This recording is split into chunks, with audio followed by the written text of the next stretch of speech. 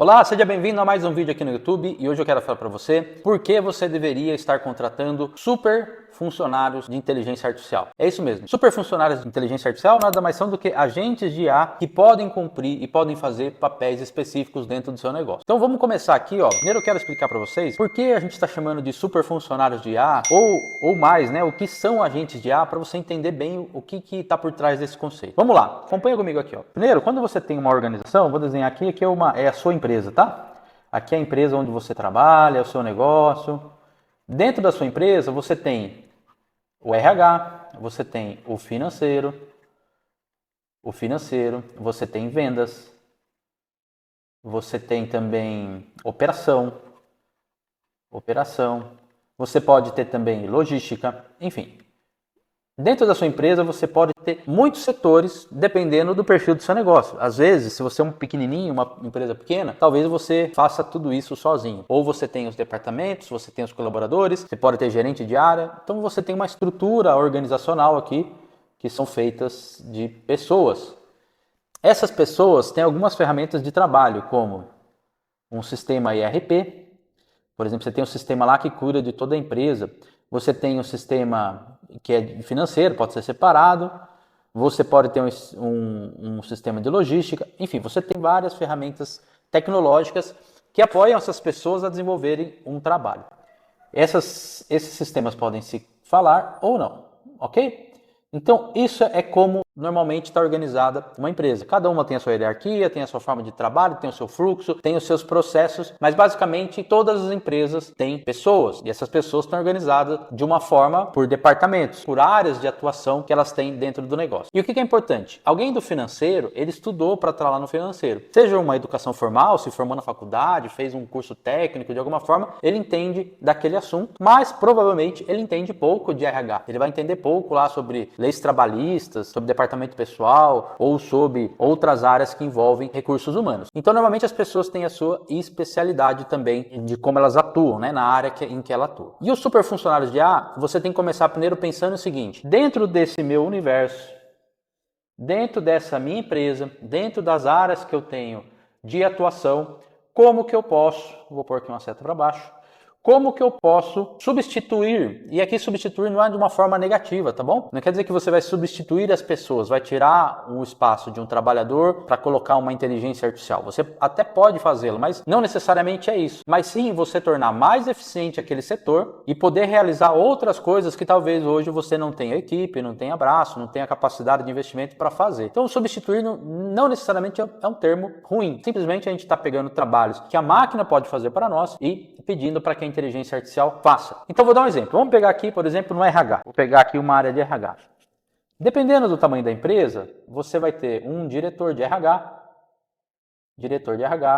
você pode ter aqui um gerente de RH, você pode ter, dentro do RH, você pode ter o DP, você tem o departamento pessoal, você tem outras áreas que você tem a área de treinamento que pode estar aqui dentro. Enfim, você pode ter uma estrutura aqui de sub-áreas que estão dentro dessa estrutura aqui de gestor e diretor, por exemplo, tá? Você pode ser pequenininho e pode ter um só, mas só estou fazendo isso para dar exemplo.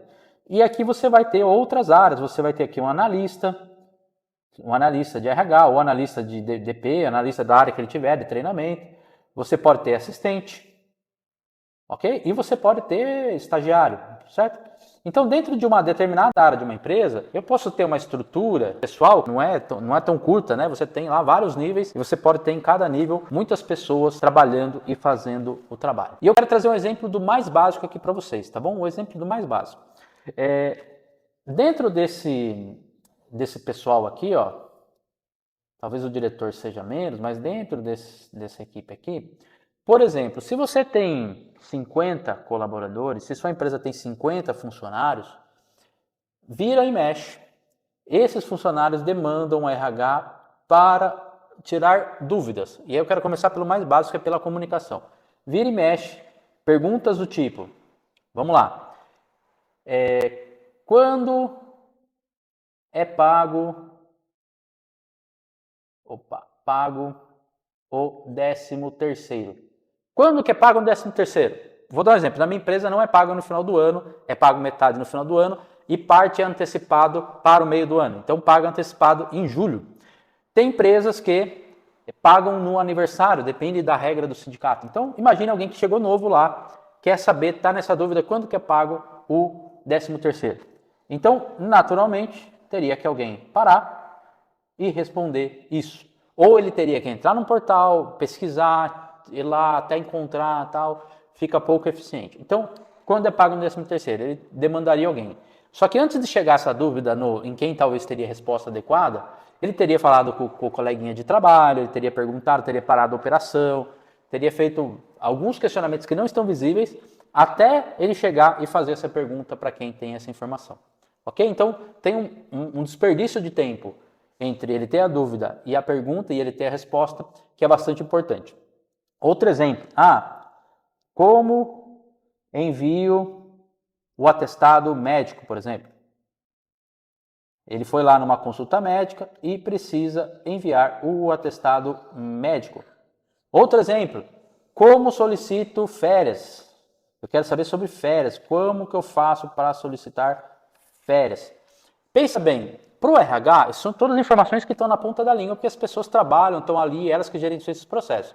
Agora, para o colaborador que vai tirar férias uma vez por ano, a cada 18 meses, ele vai tirar as férias, talvez não esteja tão claro, ele tenha dúvidas na hora que ele tem que fazer o procedimento. É lógico, o líder dele apoia e tal, mas não faz sentido ficar parando alguém para responder esse tipo de pergunta. Então aqui eu peguei alguns exemplos bem básicos para vocês, só para ilustrar o que a gente está falando. Então quando a gente fala de superfuncionários de IA ou agentes de IA, o que a gente está falando?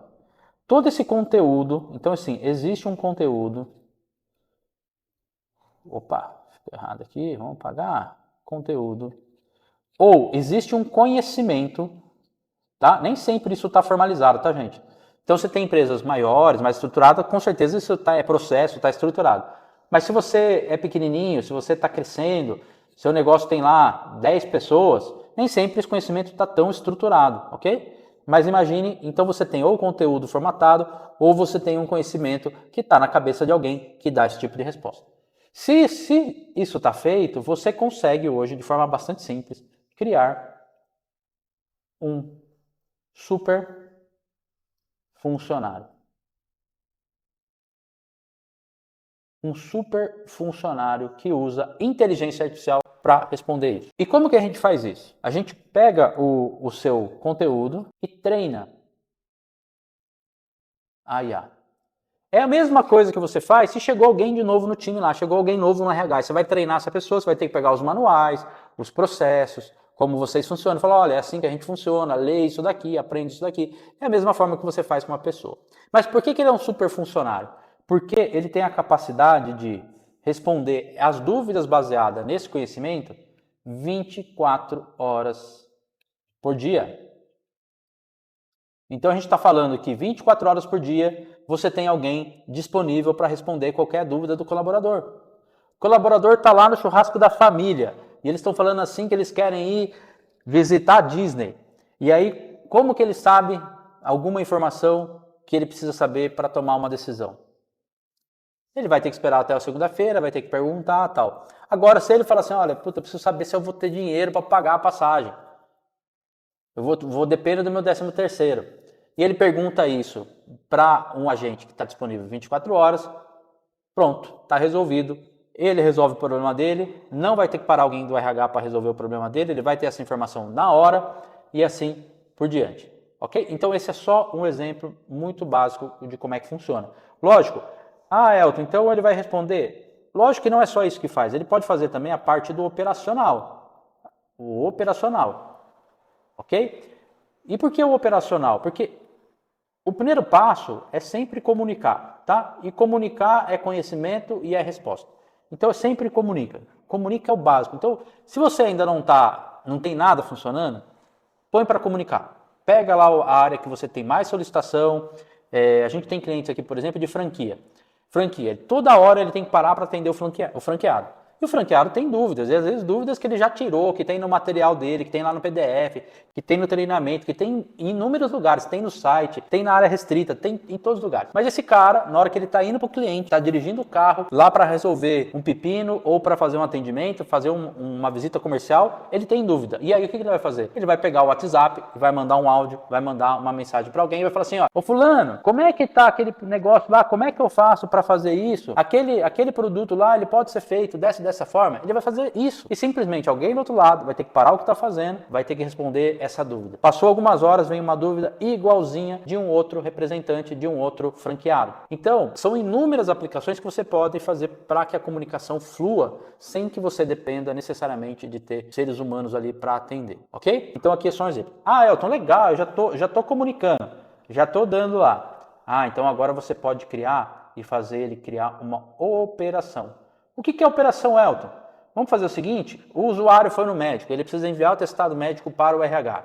O que ele vai fazer? Vai no WhatsApp, estou enviando um atestado médico, anexa lá o PDF, anexa a foto do atestado médico. O agente de IA pode analisar. Então eu quero treinar aqui, eu quero que ele analise, que ele faça análise do que eu estou recebendo. E pode, depois de analisar, eu vou olhar o CID, vou olhar ali o que veio, enfim, ele pode ser treinado para analisar aquele documento que ele está recebendo. Depois que eu analisar, eu vou conectar no RH, no sistema de RH, e vou cadastrar esse atestado médico. Pronto, resolvido. Uma coisa que o RH teria que pagar, alguém teria que parar, teria que analisar, teria que lançar isso lá no sistema de RH, ele vai fazer isso para você. Ah, além disso, ele precisa também conectar lá na folha de pagamento e dar baixa no meu sistema de folha de pagamento e marcar que essas horas foram de atestado médico para que não seja descontado do funcionário esse momento de falta.